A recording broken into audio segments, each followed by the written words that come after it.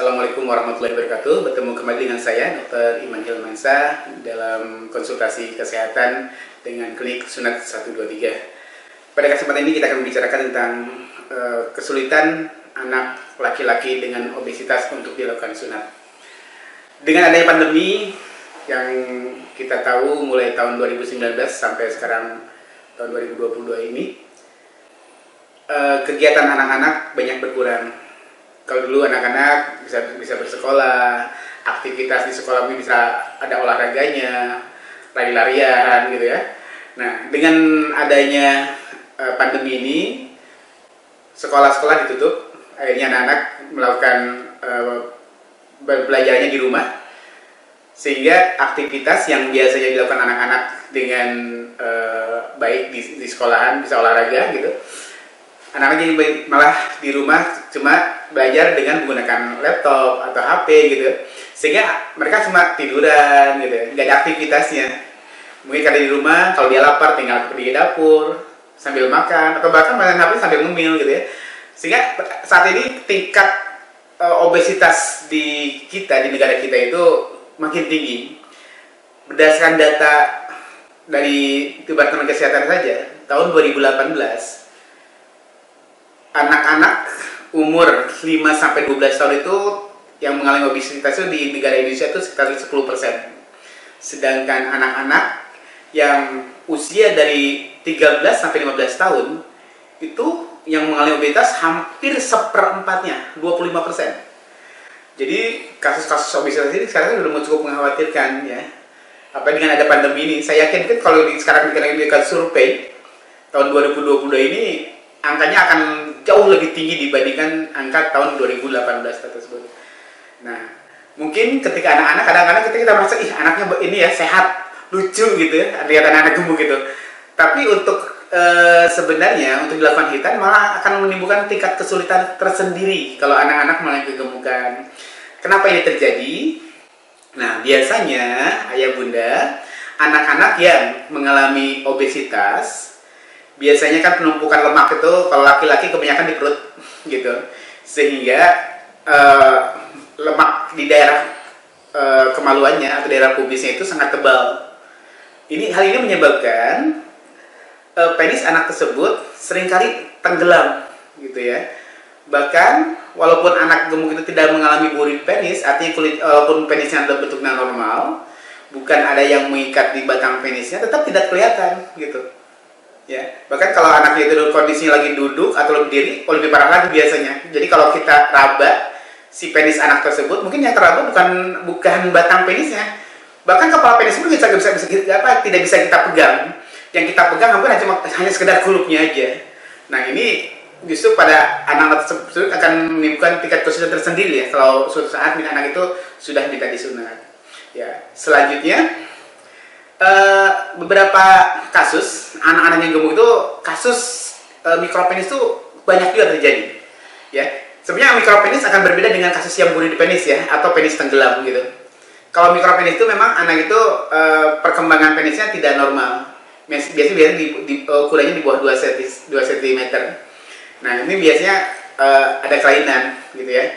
Nah, untuk kasus-kasus mikropenis ini biasanya kalau untuk kasus penis tenggelam ya, atau burit penis yang tidak parah, mungkin kita bisa melakukan sunat walaupun dengan tingkat kesulitan tersendiri ya.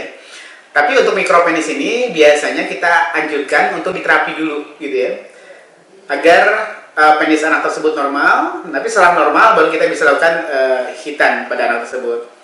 Nah, ketiganya biasanya tindakan hitan pada anak-anak yang mengalami obesitas itu ada tindakan yang khusus sebenarnya. Sekarang kan kalau ayah bunda, kalau sudah mungkin pernah baca atau tahu, metode hitan yang ada itu sekarang sudah jauh berkembang dibandingkan zaman dulu. Mungkin dulu orang cuma disunat di bengkong ya, atau di mantri sunat aja.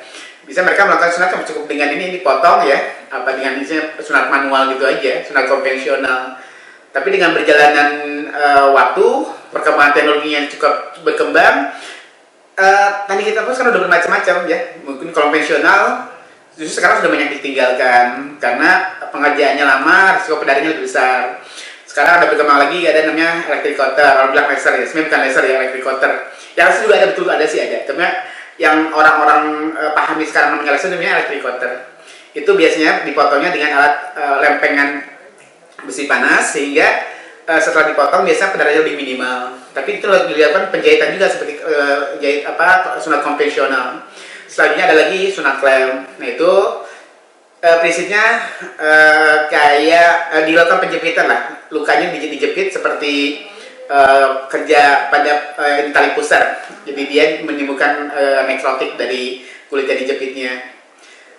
Selanjutnya ada lagi stapler ya. Kalau stapler itu menggunakan jahitan, jadi menggunakan stapler untuk aproksimasi atau merapkan tepi-tepi lukanya. Yang terakhir sekarang berkembang namanya sunat dengan menggunakan lem. Ya. Nah kalau untuk sunat gemuk ini, jadi prinsipnya ini, anak gemuk itu kondisi yang khusus ya, karena penisnya tenggelam. Jadi tidak semua teknik kita bisa diterapkan pada anak gemuk. Seperti tadi anak yang gemuk ini pakai stapler, kita sangat tidak anjurkan karena resiko pendarahannya agak besar. Manual, elektrik itu masih bisa dilakukan. Cuma kalau manual, karena penisnya tenggelam, waktunya akan menimbulkan yang lama pada saat sekitarnya. Karena untuk melakukan pendarahan agak susah karena penisnya sangat tenggelam. Klem, kalau orang yang sudah expert banget bisa lakukan, tapi kalau anak penisnya tenggelam banget, bisa teman-teman praktisi pun bisa mengalihkan dengan teknik lain. Yang kita anjurkan pada anak gemuk seperti ini biasanya pakai teknik khusus gemuk ya, pakai electric cutter. Tapi dengan teknik tertentu juga, nggak bisa, orang kalau belum punya pengalaman, seringkali tingkat kesulitannya cukup tinggi, hasil sunatnya tidak maksimal, malah menimbulkan sunatnya bisa malah kembali lagi ya, menutup lagi. Bahkan beberapa kasus menimbulkan ada jaringan sikatrik atau fibrotik yang menimbulkan gejala fimosis sekunder karena faktor tindakan hitanya tersebut. Nah, karena memang tindakannya cukup lama, seringkali anak-anak itu mungkin pernah ketemu temennya, pernah disunat, menimbulkan rasa takut, sunat gemuk itu susah gitu, lama kadang-kadang. Nah, inilah mungkin untuk anak-anak gemuk itu perlulah pendekatan khusus ya dari ayah bunda ketika anak mau dihitan tuh perlu diedukasi. Ini nak, kamu mau disunat, kondisi kamu gemuk seperti ini, nanti hitannya agak lama, kamu harus siap. Gitu. Jadi enaknya gitu bu, bunda atau ayah, kalau anak mau dihitan itu harus dipersiapkan ya secara mentalnya. Jadi ketika disunat lebih enak gitu. Karena gini, anak-anak yang secara mental sudah siap, dia biasanya bisa menahan bisa ambang nyerinya lebih tinggi gitu. Tapi kalau anaknya masih penakut, emang nyerinya tuh rendah banget, belum diapa udah nangis duluan, seperti itu ya.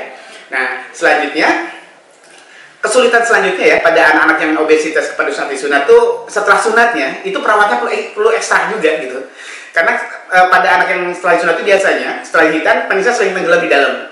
Otomatis, karena sering tenggelam, akan menimbulkan kelembaban yang kurang bagus, yang tinggi ya. Jadi, harus betul-betul ayah bunda itu, kalau anaknya mau disunat dengan kondisi yang obes itu, perawatan pasca hitannya ya gak bisa kayak anak-anak normal ya. Jadi harus rajin kita dorong penisnya, rajin kita kompres dengan betadine. Kalau basah sering dilapin biar kering seperti tepi lukanya ya. Jadi memang agak ekstra untuk perawatannya. Sehingga kalau anak-anak yang gemuk ini mau dihitan tuh ya orang tua perlu perhatian lebih lah agar anak itu setelah dihitan bisa sembuh secepat mungkin. Walaupun memang dalam kenyataan anak-anak yang begitu setelah dihitan proses penyembuhan akan sedikit lebih lama dibandingkan pada anak yang normal. Demikian ayah bunda sedikit informasi tentang kesulitan sunat pada anak-anak yang mengalami obesitas. Demikian, mudah-mudahan ada manfaatnya. Assalamualaikum warahmatullahi wabarakatuh.